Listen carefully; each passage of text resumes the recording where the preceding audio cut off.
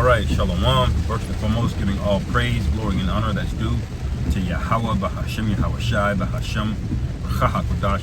Double honors to the elders and apostles of the millstone who rule well. Peace and blessings to the 144,000 and the hopeful elect. Shalom, Barakatham. And as you can see, it's coming down out here. You can barely see. There's so much rain coming down out here in traffic, man. But I wanted to speak on the topic that I wanted to do a sit down and get a lot of precepts for this one. But I just said, you know what, I'll just roll in the spirit since things are slow moving. But you know, the title of it is the Most High is filming a movie, and it's a revenge flick. Okay, the Most High is filming a movie, and this is a revenge flick, and this illustrates a lot of biblical concepts. You know, that being predestination or the lack of free will, if you will. It illustrates prophecy. All right, it illustrates the duality of evil, good, right, wrong. Okay, it illustrates, you know, wickedness and righteousness, light and dark. You know, when you look at the whole story of the Israelites, you know, and I include all the way back to the lineage of Adam, who was carved out in the Garden of Eden. Okay, and that whole lineage, which we were known at that time as the sons of God. All right, and we laid with the daughters of men. All right, that whole story all the way up into today, the 12,000 year period, we're basically at the end of it. It's one giant movie. Okay, and the Most High is fair and he's just. So when you read our text, okay, the Bible, which the Bible is a library of wisdom, knowledge, and understanding that passed on as a heritage to the Israelites, not to any other nation. Okay, now we address other nations, but it's for us. Okay, when you read our stories, you see the good, the bad, the ugly. You see the shameful things in there that we did, and you see the glorious things that we did. All right, so we know that we have the truth about what's happening, what's going to actually happen, not what could happen, what will happen.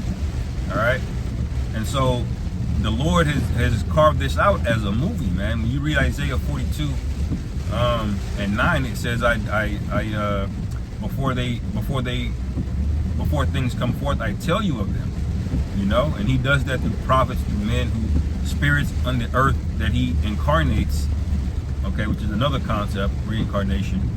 Spirits that he incarnates into the world that he deems as special, man. Now there's categories of it. You have the Israelites; those are special spirits. But even among the Israelites, you have the elect among the Israelites. Okay, and really the focus is on that story. Okay, you can hone it down even further to the house of David. Okay, to Yahweh Shai, his only begotten son, and his role on the earth. You know, but the bitter part. Okay, when you read Isaiah 60, the gospel, or Isaiah 61, when you read about the gospel, all right, the bitter part of it is that it's good news for some people, and that some people are the elect, the Israelites, man. All right, and it's bitter for the rest. Why? Because the Lord believes in duality. Okay, he believes in order, he believes in diversity. All right, and they don't want to hear it, but the Lord suffered the apple of his eye to get, you know, trodden down, you know, as the scripture says, the mire in the streets. That's what we had to deal with, man. Okay, we had to drink the dregs.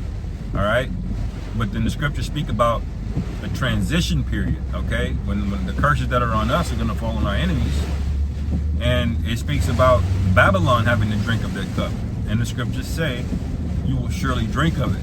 All right, and people want to believe that, you know, the Most High always has a soft spot in his heart to forgive you and you can overcome. No, there are certain vessels that are made for destruction, and there's nothing that they can do about it. Okay, Esau, Edom being one of them.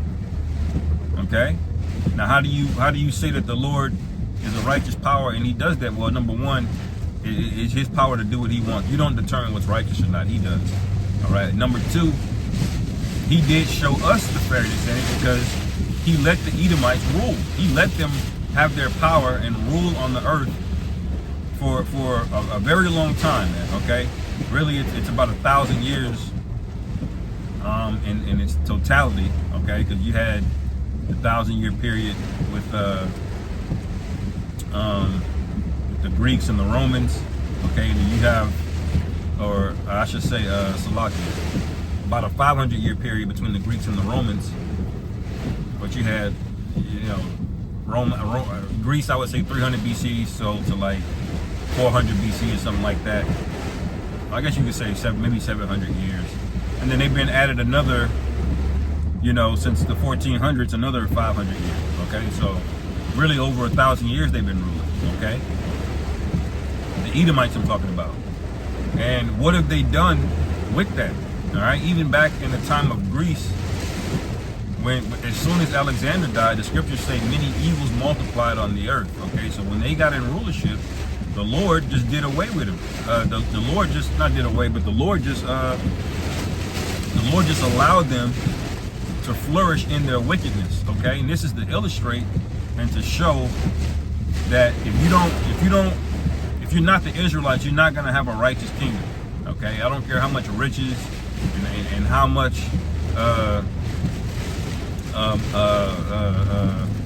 things that you acquire. All right, your kingdom is still eventually going to fall, because anything outside of the ways of life isn't going to make it. All right, and so when you ask somebody like, why are you an Israelite, it ain't got nothing to do with why. It's about, do you believe that we are or not? Okay, we already have a purpose, and when you dive deep into the scriptures, you already it puts a certain fear of the Lord in you, man.